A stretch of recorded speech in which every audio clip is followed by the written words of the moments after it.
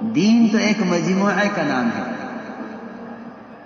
دین ایک مجموعے کا نام ہے۔ ہم سفر میں تھے، اچانک راستے میں وہ عصر کی نماز کا وقت آ گیا، بھائی نماز پڑھنی ہے،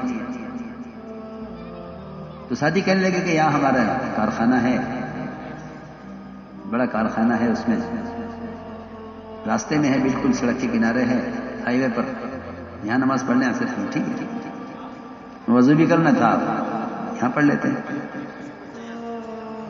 اندر کے کارخانے میں تو ایک مشین دیکھی ہم نے جو شاید 20-25 میٹر لمبی، میں بتایا کہ اس میں یہ سامان بن رہا ہے، تو کہنے لگے جس کو دعا کر دیا یہ مشین بند ہے، اور اس کے بند ہونے کی وجہ سے کروڑوں کا نقصان ہے۔ میں نے کہا کیوں بند ہے؟ تو وہ ایک چھوٹا سا پرزہ انگلی میں پکڑ کر لائے کہ جی یہ چھوٹا سا ایک پرزہ ہے، یہ جرمنی سے آنا ہے اور اس کے آنے میں کچھ دشواری ہے، کچھ مشکلات ہیں۔ کیا ہے؟ میں نے کہا اتنی بڑی مشین ہے تم اسے تو چلاؤ، یہ پرزہ جب آئے گا دیکھی جائے گی، کہ نہیں یہ پوری مشین اس پرزے کے بغیر بیکار ہے۔ تو بات سمجھ میں آئی؟ میں نے سوچا، میں نے کہا یہ بھی مخلوق کی بنائی ہوئی مشین اس پرزے کے بغیر بیکار ہے، تو جو نظام اسلام اور اسلام کے احکام اور ایک مکمل ضابطہ زندگی اللہ نے بنا کر دیا ہے، مسلمان اس کو ٹکڑے کر کے اور اس کے اجزاء بکھیر کے اور چند اجزاء اس میں سے چھانٹ کر یوں کہے کہ اس سے میں کامیاب ہو جاؤں گا۔ میں نے کہا جو مخلوق کے ہاتھ کی بنائی ہوئی مشین کے ایک چھوٹے سے پرزے کی کمی کی وجہ سے یہ پوری مشین بیکار پڑی ہے، اس سے کوئی فائدہ نہیں ہے، مسلمان جزوی اسلام سے کامیاب ہو جائے گا کہ ہاں میاں جتنا اسلام ہے کافی ہے۔ حالانکہ بات یہ نہیں ہے کہ 10% اسلام تو 10% کامیابی اور 50% اسلام تو 50% کامیابی۔ اللہ نے کامیابی کا وعدہ کمال دین قد افلح المؤمنون کہ ہمارے یہاں تو ایمان کے سارے احکام جتنے ایمان کے ساتھ ہیں ان سارے احکام پر کامیابی کا وعدہ ہے، سارے احکام پر کامیابی کا وعدہ ہے۔ ایسا نہیں ہے کہ جزوی اسلام ہو تو جزوی کامیابی آ جائے، ایسا نہیں ہے۔ یہ بات اس مشین کو دیکھ کر سمجھ میں آئی کہ جب یہ مشین بیکار ہے اور اس سے لاکھوں کروڑوں کا نقصان ان کا ہو رہا ہے، مال نہیں بن رہا، مشین نہیں چل رہی ایک پرزے کی وجہ سے۔ تو میرے دوستو عزیزو، اصل میں بات یہ ہے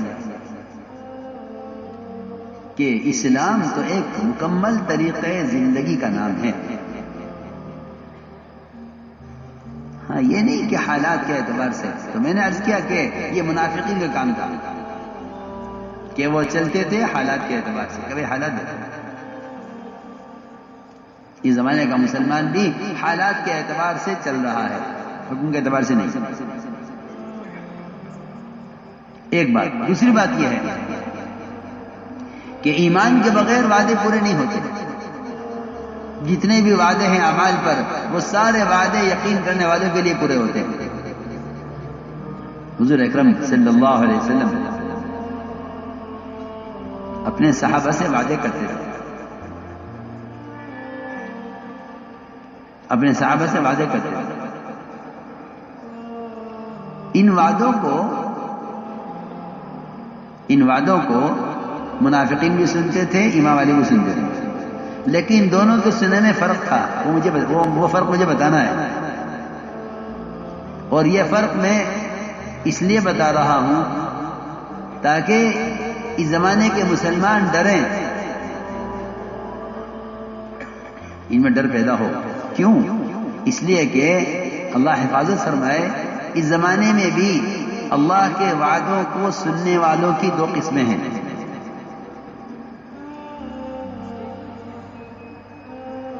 ہماری بات توجہ سننا، اس زمانے میں بھی ان وعدوں کو سننے والی دو قسمیں ہیں، جیسی اس زمانے میں تھی. بہت توجہ سے بات سنو. ہمارا یہاں تعلیم کا حلقہ ہوتا ہے کہ یہ تعلیم کے حلقے جنہیں لوگ کہتے ہیں ہاں یہ تبلیغ والے عمل کا شوق پیدا کرنے کے لیے کچھ تعلیم کرتے ہیں، اور یہ ان لوگوں کے لیے ہے جن میں نماز کا، ذکر کا، تلاوت کا، روزے کا شوق نہیں ہے، ان کے لیے ہے. ہم تو سارے عمل کرنے والے ہیں، ہمیں تو ضرورت ہی نہیں ہے اس کی. حالانکہ آپ اندازہ کریں وہ صحابہ جن کے بارے میں تصور نہیں کیا جا سکتا کہ نماز چھوڑ دیں، نعوذ باللہ، جہاں منافق آ کر نماز پڑھتے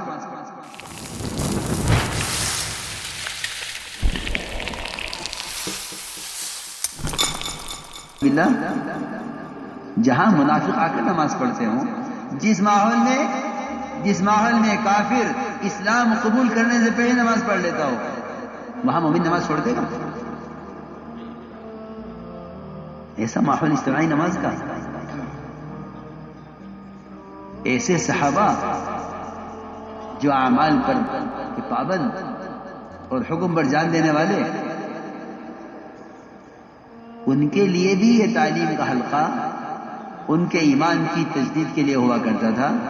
اس زمانے میں لوگ یہ سمجھتے ہیں کہ تعلیم ان لوگوں کے لیے ہے جن میں عمل کا شوق نہیں ہے، اور بلکہ ہمارے کام کرنے والے بیان بھی کرتے ہیں کہ بھائی یہ تعلیم تو شوق پیدا کرنے کے لیے ہے، شوق پیدا کرنے کے لیے.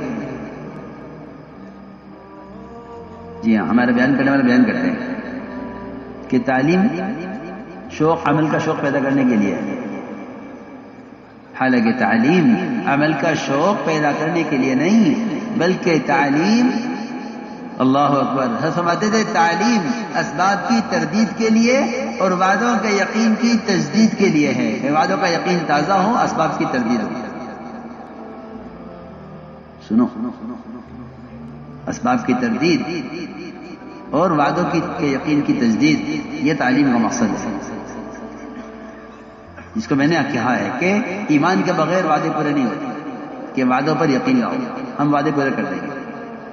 اور اگر تمہیں وعدوں میں شک ہے تو تم وعدوں سے محروم ہو جاؤ گے. وعدوں میں شک کون کرتے ہیں؟ وعدوں میں شک وہ کرتے ہیں جو وعدے سن کر حالات دیکھتے ہیں. وعدے سن کر جو حالات دیکھتے ہیں وہ وعدوں میں شک کرتے ہیں. جو وعدے سن کر حکم دیکھتے ہیں وہ ان کے لیے وعدے پورے ہو جاتے ہیں. حضور اکرم صلی اللہ علیہ وسلم، تعلیم آپ کے زمانے میں زبانی ہوتی تھی، آپ اللہ کی طرف سے آنے والے وعدے صحابہ کو سناتے تھے. اس زمانے میں صرف اتنا ہے کہ وہ وعدے کتاب میں لکھے ہوئے ہیں، کتاب پڑھ کے سنائی جاتی ہے.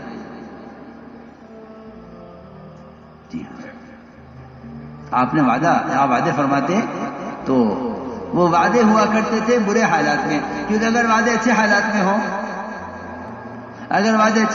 ہوں تو منافقین بھی کہیں گے کہ ہاں سمجھ میں آ رہا ہے، ہو سکتا ہے ایسا، حالات بتلا رہے ہیں کیسا ہو جائے گا. ارے سنو تو صحیح، وعدے ہوتے تھے برے حالات میں،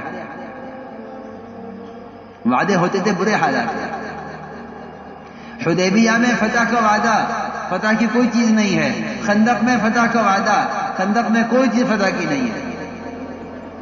قیصر کسریٰ کے محلات کے فتح ہونے کی خبر دی گئی ہے جب صحابہ سردی میں، بھوک میں، کپڑوں کی قلت میں، صحابہ کی تعداد کی کمی، دشمن زیادہ، خوف زیادہ،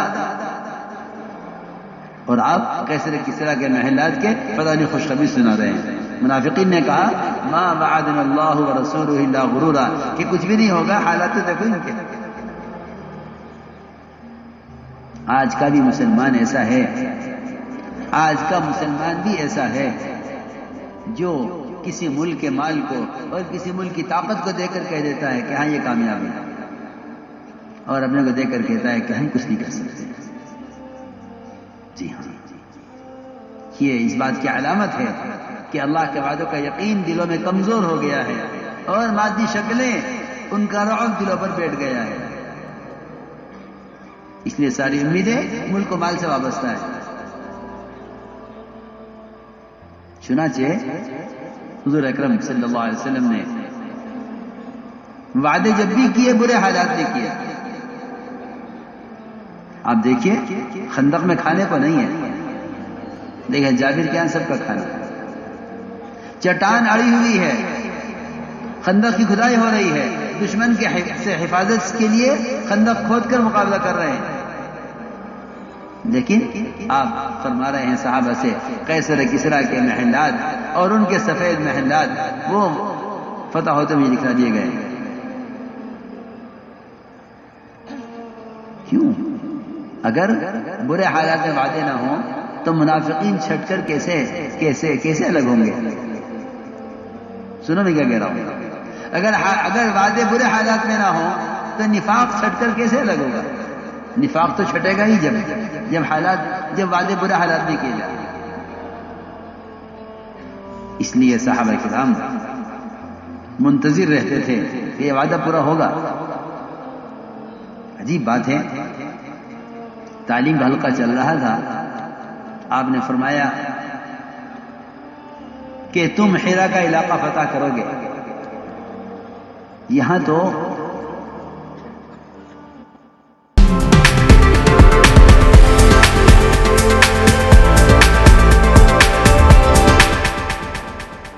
حال یہ ہے کہ صبح کی تعلیم کا کوئی حدیث ظہر کی نماز میں یاد نہیں، اور ظہر کے بعد کی تعلیم کی کوئی حدیث عصر مغرب میں یاد نہیں.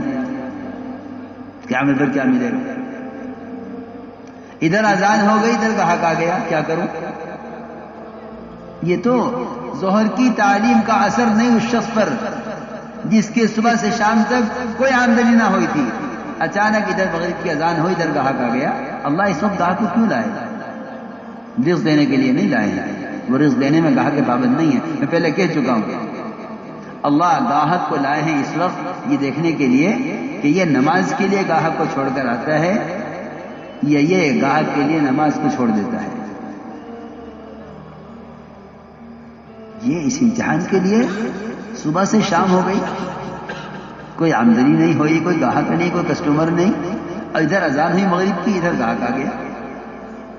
اللہ دیکھنا چاہتے ہیں اس وقت اس کا جو قدم اٹھے گا نماز کے لیے، میں اس کی نہیں اس کی نسلوں کے لیے روزی کا انتظام کروں گا. اور اگر اس وقت یہ بلانے پر نہیں آیا، عجیب بات ہے، لوگ کہتے ہیں وہ تو جماعت کی نماز تو سنت ہے.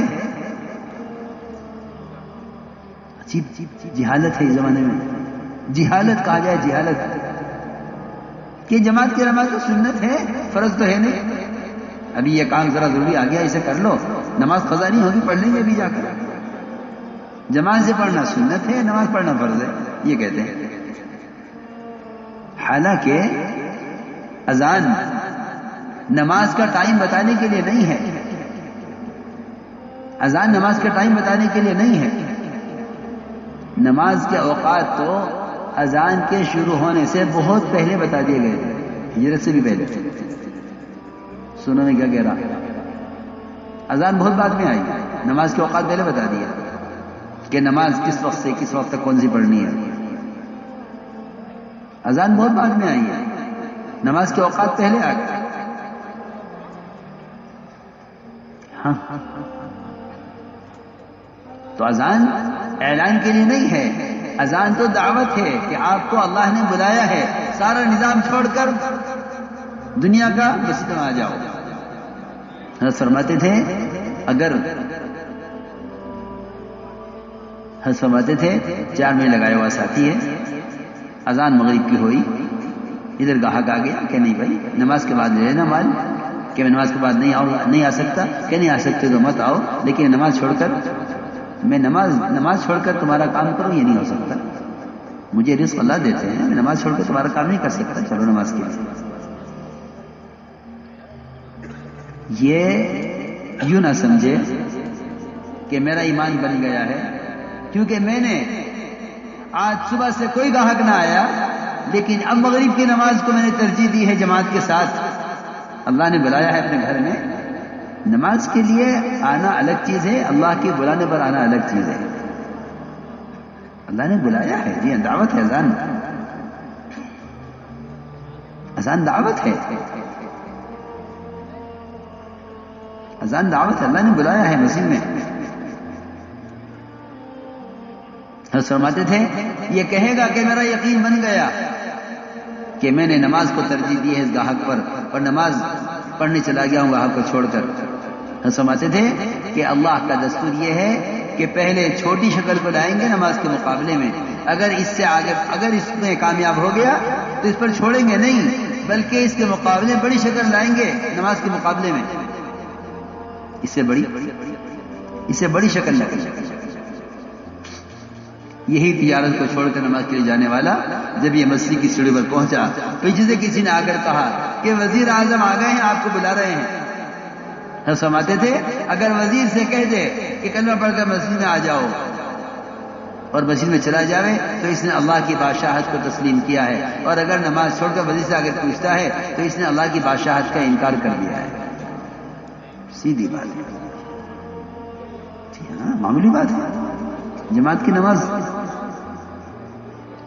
نماز کی حکمت یہ تھی کہ تم فجر کی نماز سے لے کر عشاء کی نماز تک 5 مرتبہ اغیار سے منافقین کے درمیان سے نکل کر بتلاؤ کہ ہم مسلمان ہیں۔ جی ہاں، 5 مرتبہ مسلمان غیروں سے نکل کر تجارت میں، سرمایہ داری میں، حکومت میں، وزارت میں، صدارت میں، عہدوں میں، جس شعبے میں بھی ہے 5 مرتبہ یہاں سے نکل کر آؤ مسجد میں اپنا امتیاز اور اپنی شان اور اپنی پہچان بتانے کے لیے کہ ہم ایمان والے ہیں، تاکہ محلے میں اللہ کو ماننے والے نہ ماننے والے یہ صبح سے لے کے شام تک 5 مرتبہ الگ ہو کر دکھلائیں۔ جی ہاں، اگر گھر میں پڑھ لو، اگر دفتر میں پڑھ لو نماز، اس سے یہ بات ثابت نہیں ہوگی۔